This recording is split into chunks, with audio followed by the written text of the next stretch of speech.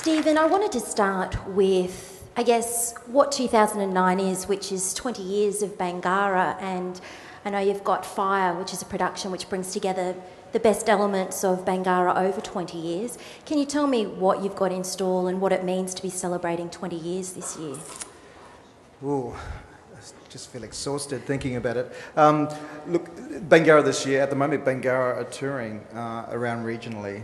New South Wales, they just got back in January and were part of the Sydney Festival, and they did a season of True Stories, which was choreographed by Francis Rings and Alma Chris, which was at Glen Street Theatre, and they're in Griffith as we speak now, and they have been conducting workshops with Indigenous children around New South Wales and doing True Stories in their main stage theatre performances. So it's usually a bit of regional, a bit of national touring, putting a new work together. We're off to Central Europe, around Eastern Europe in April, which would be very exciting with True Stories. The company will then come back and do a regional tour of WA, and then we will then go into our sacred cave and put this retrospective together, which will start touring in August, Opera House in September, Brisbane, Melbourne, Canberra, through to the end of the year. So, yeah, it's scary. We were sort of planning 2010, the end of 2010 today, and I just thought, oh, okay, the next 20 years, what's that going to be about? Yeah. So any hints as to what we might see in Fire? Yeah, look, it's always hard doing a retrospective because you sort of think, going back to earlier works, Praying Mantis Dreaming being one of the first full-length works that I had did, and from then on, Ninny and Ochres and Fish and so forth, and it's sort of, you work out how do you sort of, not so much cut and paste, but how do you take excerpts and how do you create on top of that at the same time, maintain the integrity and not try to sort of rape your own versions, I suppose. Yeah, so the only other medium, I was meeting with Peter England, who's done most of the designs, he's designed several of my works, is probably just introducing an AV multimedia format of just showing stories or inspirations that have inspired those works. So, there'll be excerpts from the majority of the works. If not, we'll have footage of those works. Is that somewhere that you see Bangarra going in terms of that use of visual arts with that medium in the future? Is it something you'd like to explore? Yeah, look, I've always avoided it for some reason. I think it's just, I don't know, I've just never been into the whole techno thing, but now that the younger dancers coming in the company, and my 16-year-old son is sort of a bit embarrassed. I finally got a laptop at the end of last year, so he just sort of looked at me and now he's not embarrassed. It's just something about teenagers and technology. I mean, they're just immune to it. But the younger dancers in the company are the ones that I know that have been touched by that creative magic wand, and they're into that sort of style of multimedia, and I think it's probably, that's what will depict the next 20 years. So I don't think I need to indulge in everything. I think the great thing about doing a Bangarra works, that especially over the last decade or before, was that creating those theatrical experiences that almost have that sort of visual multimedia feel, I suppose, without using the technology of it. Over the 20 years of Bangarra, you talked earlier about Praying Mantis Dreaming, which was the first full length in 1992, and when audiences saw it, it was something so different and so fresh. And Bangarra sort of became, I guess, that evolution in dance in Australia of bringing something different to the table. Do you see the next evolution of that coming with the use of things like AV and these younger dancers coming in? Oh, definitely. Look, it's just been in the recent sort of, the last 8 years, with Francis Rings, who's a Gukatha woman from South Australia, who's created about 4 creations for Bangarra. Alma Chris, who's from Thursday Island, who's created a couple of works for the company and has another work in her own little subconscious ready to present to me. So I think the great thing is now sort of not choreographing as much and wearing the hat of an artistic director, where you focus on nurturing those next storytellers through this medium of dance. And I think that's what the next 20 years is about. Hopefully then I could pass on the artistic director's baton and to the next person as well. But I think what I'm enjoying at the moment is sort of curating what are the next stories and knowing amongst the dancers and the next generation of choreographers, Indigenous choreographers, that would like to tell stories. And I think that's really totally in a discussion that I would have with them in terms of where the next change of storytelling and how it's presented. You've talked in the past before of seeing yourself as sort of the elder statesman of Indigenous contemporary dance, as it were. Oh, okay. Yeah, I'm trying not to use the word elder here. I feel old now. Yeah. Statesman's a good word. Go with it. Okay, I'll go with it. But that you see yourself as, I guess, the keeper of culture at the moment in terms of dance and what Bangarra does. But you understand that there's this next younger generation that needs to come up and also, I guess, feel that fire that you have in your belly for what you do at Bangarra, and who's going to, I guess, have the baton after you decide to leave or move on to other things. So the question is, when am I retiring? Well, no. Well, if you want to go there, I mean... But the question I don't have enough money at this stage. Is there anyone in mind that you have, or are there a number of dancers that you think are coming through at the moment who you don't feel as though you're the only one who can do this? You feel that you could move on to something and Bangarra would continue to grow and develop? Yeah. Look, I think there's definitely, I mean, all the above. Look, the great thing is that a Bangarra dancer will come to the company and it knows a sense of its history and where it's come from, and they usually come because they want to rekindle their stories of of their own culture. I mean, you got some dancers that come in that, you know, are just finding out that they do have Aboriginal heritage or Torres Strait heritage, and it's through the medium of theatre and dance that they're able to rediscover that. And then you have dancers that are totally have come from a more of a traditional or urban or regional sort of upbringing. So, look, I think just that's what I said before. I mean, it's been great just watching and listening and nurturing. I think that role as an elder I quite like, or a young contemporary. Used it, elder? Well, contemporary elder, you know. I mean, just directing them in an honest way, and that's a great thing about Bangarra. I mean, I've just always tried to be really honest about what the foundation is, and it can live in this modern world. It can work with cultural protocol tools and the arts. It can have those relationships between traditional and grassroots and regional. It can, you know, be entrusted with those stories. And it's all those principles, I think, that's I'm constantly wanting to share with the dancers, so that they're not just coming as an instrument, or physical instrument, that they're actually are culturally astounded in their knowledge, and if they want to continue on to be rehearsal directors or the next line of teachers and choreographers, then it's probably meant to be in a natural sense of the evolution of what Bangarra is. So for me to nurture that is fantastic, and to see that that's what's bubbling and brewing at the moment is a great thing. Is that also where the need to consult with Indigenous communities when using dancers from different places is part of that passing on of knowledge to younger dancers about the processes that are involved? Totally. And I think that was a great thing with Alma Chris, because she had to deal with, not deal with, but I remember when she wanted to do a work about Murray Island, some myths and stories from Murray Island, and I said, well, let's get in contact with the council and start the stepping stone of cultural protocol process, and one of her cousins had already known the story that she wanted to do. So, and I said, do you want me to come with you to Murray Island? And then she said, no, I'll be okay. And she's from Thursday Island, and I think we just naturally assume every islander knows each other. And we do. Okay. Well, you know, the Eastern, Central, Western Islands, they just, you know, there's different protocols within those protocols, and they're very stern, and, you know, you think that's where Mabo and, you know, so the political stance there was quite tight and just very strong. And so she went up and she came back, and she said the experience was amazing, because she went in, she wanted to rejuvenate stories from there. She had to present Bangarra videos. They were aware of Bangarra from the Sydney Olympics, so then, you know, that got her in the door a little bit, but then she had to justify why she was inspired by these old stories. And so for them to permit these traditional songs and dances, which are about a minute or two, about 7 or 8 of them, but they inspire, you know, the contemporary, the full length of the contemporary production.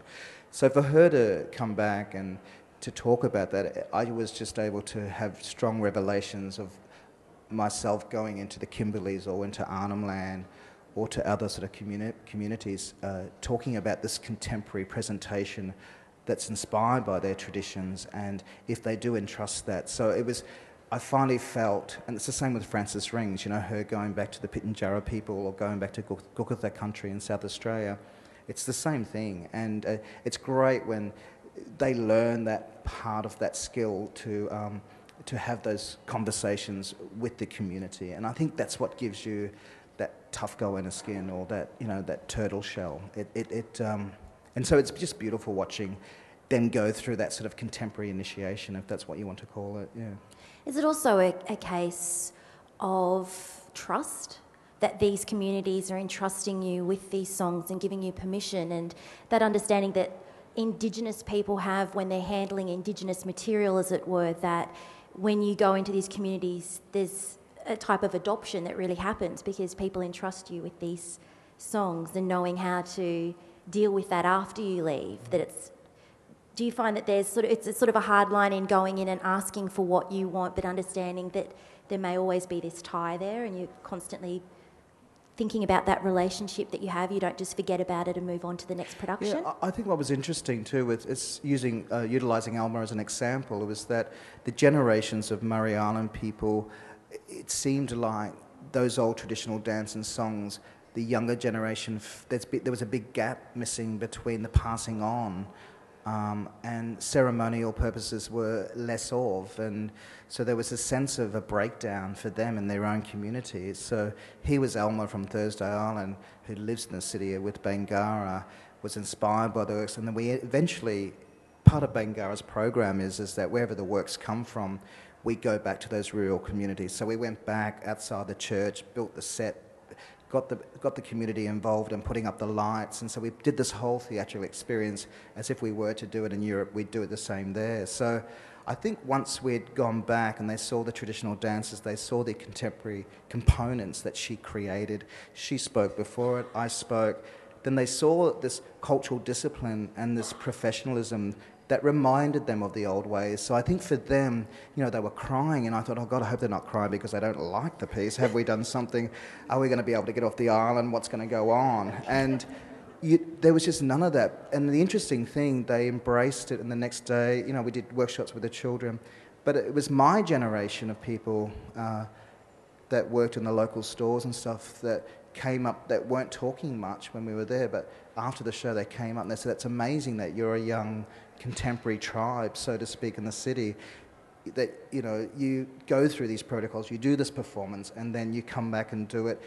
You know, we need to keep teaching our children that. So it sort of worked for everybody in a way, and that sort of example of a process is quite common in the Bangarra's history. My relationship with Jakapura Manyayan and the Marika family in northeast Arnhem Land, Nora Ward in the Central Desert, Donnie Woolagudja in the Kimberleys. Like, there's just been, I don't know, and I don't know if it's something that it's been my fate in life as an artist, because my father's, you know, Bunjalung, Yugambi, and my mother's Noonuckle, and their language and stories were taken away from them. And, you know, I was the fairest out of everybody. You know, my father thought I belonged to the milkman up the road when I was born. So, you know, he couldn't understand where this urgency as a young adult for me to connect with culture and to, I don't know, evolve this sort of traditional stories through this contemporary medium. And but it was your trip to Arnhem Land when you were with Nasda and studying dance that really sort of clicked. There was something there that clicked for you in terms of your own identity and where you fit in the whole Indigenous community. Yeah, I think you learn that, and, you know, I was frustrated, and you know, there was a period in my young adulthood where I was a radical, and I felt I had to go out there and, you know, be that activist, and then I was just fortunate that I had dance as an outlet, and I somehow felt that choreography or telling stories through dance theatre was something I could do okay, you know. And then having my brothers, David was a huge inspiration. Russell was an amazing muse to the company. We both, as a young little urban family, had been adopted by traditional families in Arnhem Land, and I think there's that cultural, personal relationship you build, and then I think just from there they know, and they say, oh, you're the songman, and you're the storyteller, and you're the dancer, and that's just like us here. And I think you sort of build those personal, cultural relationships, and that's just something that was a natural sort of happening that sort of took place when I was young, and yeah, there was just an instinctive way of communicating, and we go back to this word trust, and that's sort of been with me the whole time, I think. So, yeah. In terms of the technical ability of Bangarra dancers now, there's been a little bit of, I guess, an evolution there in that you're seeing a lot of Indigenous dancers coming through with those technical abilities and the ability to do other styles, not only your modern jazz, but your tap and your ballet. And have you, in a time when you started, you were saying there wasn't a place sort of for you in what you had learnt. But do you see that there could be the next step for Bangarra, which is the technical aspects of those disciplines coming into play a lot more because the standard of dancer is also increasing? Yeah, look, I think just everything's evolved. Institutions now have either dance. I mean, there's a lot more representation of Indigenous students in institutions. I mean, you have NAISDA, you have ACPA, you have WAPA, you have the major arts colleges that have dance as a, just in general, dance as a subject. So, look, I just think it's just become broader. I think contemporary dance and technology, there's a Australian Dance Theatre and Chunky Move and companies like that are pushing this 21st century style of energy. And it's great when you see Indigenous urban dancers coming in that want to learn that and don't necessarily think Bangarra is the place to go. You know, even though some of our younger dancers have experienced a different form of modern training than I've had, that sort of influences, I think, the choreography and the storytelling as you go on in Bangarra projects. So, I mean, the dance world's quite small in a way when you think in this country compared to... But does that excite you in terms of the possibilities now? Oh, totally. I think if there's that contemporary fusion constantly coming through, or that contemporary experiences coming through, where it's embraced by these Indigenous dancers, then that's great. And I think what's the trick with Bangarra is that you don't want to then get too stylised where the traditional cultural component, and that's why I think every dancer in Bangarra, after 4 years, they go, oh, it's like being a professional, creative schizophrenic being in this company, because you have these cultural, rural experiences, and then you're trying to go back to your own black backyard and rekindle there, and then you're doing the Châtelet with the Australian Ballet in Paris to Stravinsky's Rite of Spring, but doing your movement like it. It really is a melting pot of experiences, and I think that's what makes the company, unique. And so I'm always saying it's those cultural injections, those Murray Island trips, those, like in Arnhem Land, in June we'll go to Northeast Arnhem Land because that's where all the Bangarra creation stories were inspired from. And so the Marika family and the Manyayan family will take the company into those outstations and do this sacred culture development to remind the present dancers of the past, and that, that's what inspired those stories. So if that's not injected into them and they don't embellish the trust and the respect for that, then, then they can decide as a young adult to just go and work in any contemporary dance company. Well, what does inspire you? How do you come up with your ideas for what the next production for Bangarra will be, and what is your inspiration? Yeah, I'm just thinking now. I don't know, I think for me it's, like last year I did the work Mathena, which was based on the young Larrawini girl in Tasmania, and that was really inspired by, that was suggested by the community, the Indigenous community of Tasmania, because Bangarra were touring there over the last 9 years, and so they were saying, hey boy, you need to do a story from here, and what about this story or that story, and so I sort of listened to what they had to say. There's communities that, traditional stories from the Kimberleys and other communities that write to me or suggest to come down and see me because they feel there's that trust that we do and how we do things. So that's always quite a sort of a humbling experience when they, and it's actually more challenging because you think, oh God, I don't want to stuff this one up because, there's 1,000 and so different dialects of language. You could just imagine the amount of stories through dance that are out there. So So look, there's always those sorts of inspirations coming from just stories and people being inspired by how Bangarra present things. I think the younger generation of dancers, the ones that I know that have that choreographic streak, have got some really interesting ideas. I would like to step back actually and allow. I think there's ready for a flood rush of those artists to come through.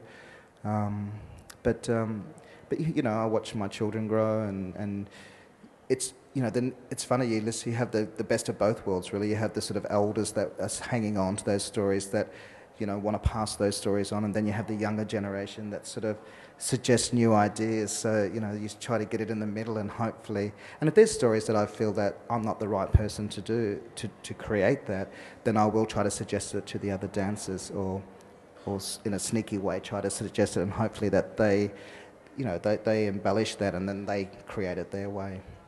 Talking of family, how important is family to what Bangarra does, but also personally for you? Your son Hunter has started to branch out and create his own career, and I understand his first stage debut was when he was 6 months. Is that child exploitation right there? Yeah, or that what? was, yeah. He sort of looked at me and pointed to the stage, so I said, okay, you go out. Because David works as the composer for Bangarra. David composed, and Russell danced for many years and was our principal dancer, and Russell's children were involved in our productions. And I just think it's from my family. There was 12 of us in the family, 6 boys, 6 girls. We always had music. We always had the backyard as our playground.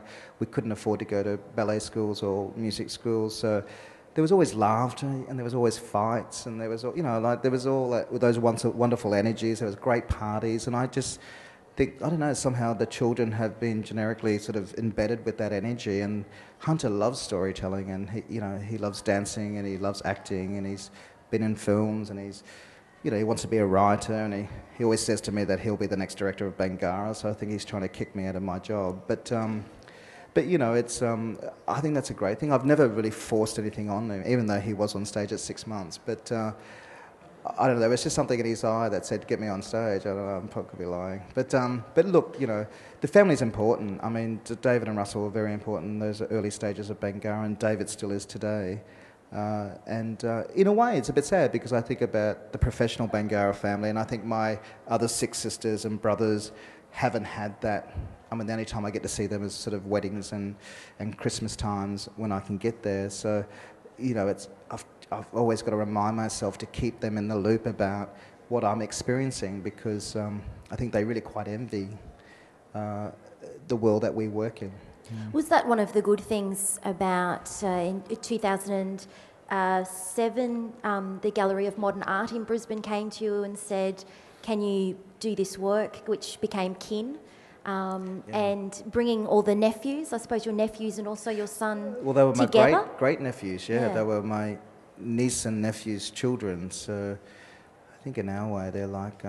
So it was 3 generations of the Page family? Yeah, 3 generations, yeah. And it was all the boys. We got a lot of flack from the great nieces, actually, because I said, what about the girls? We said that'd be the sequel. But look, it was just an idea that I thought, I've always wanted to do something from home, and I got Dad to talk about stories, and I think it just opened that slight crack in the door about going back home and doing work back there, because I think I've always wanted to do that. I think I've always... And I don't know if it'll be my biggest challenge. My brother David did a play called Page 8, which was sort of tapping into our families, and that was 2 years ago. So it just felt like it was a natural journey to get into Kin and to work with the nephews, and to explore how they're surviving as young boys.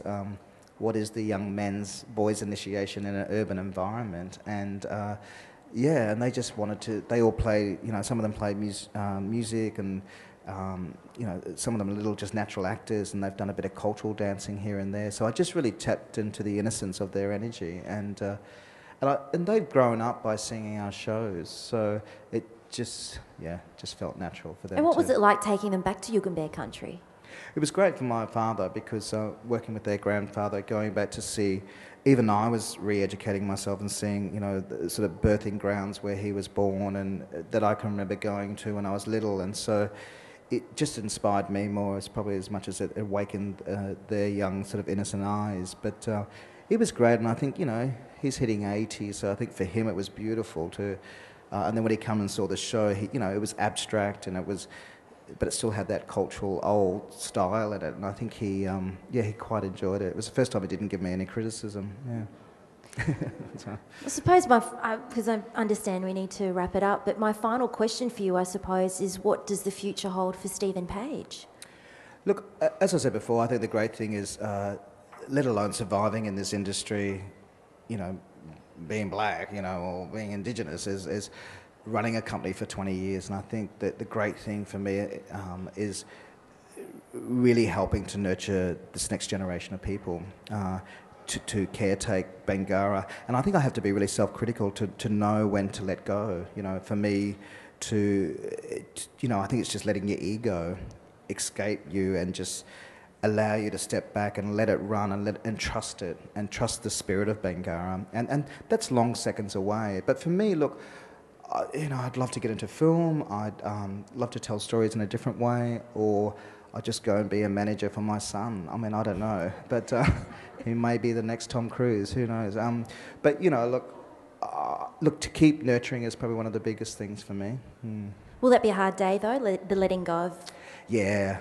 I'm doing 20 years of archiving at the moment, so it's really exhausting going through it, and it's probably a good cleansing way to sort of allow the ego to, you know, to die down a bit and then to sort of step off. So I don't think I'm going straight away, but I just think it makes sense now to think you can sort of see that, you can sort of see the light in the next 20 years ahead, and it's strong. You know, the people are there to lead it.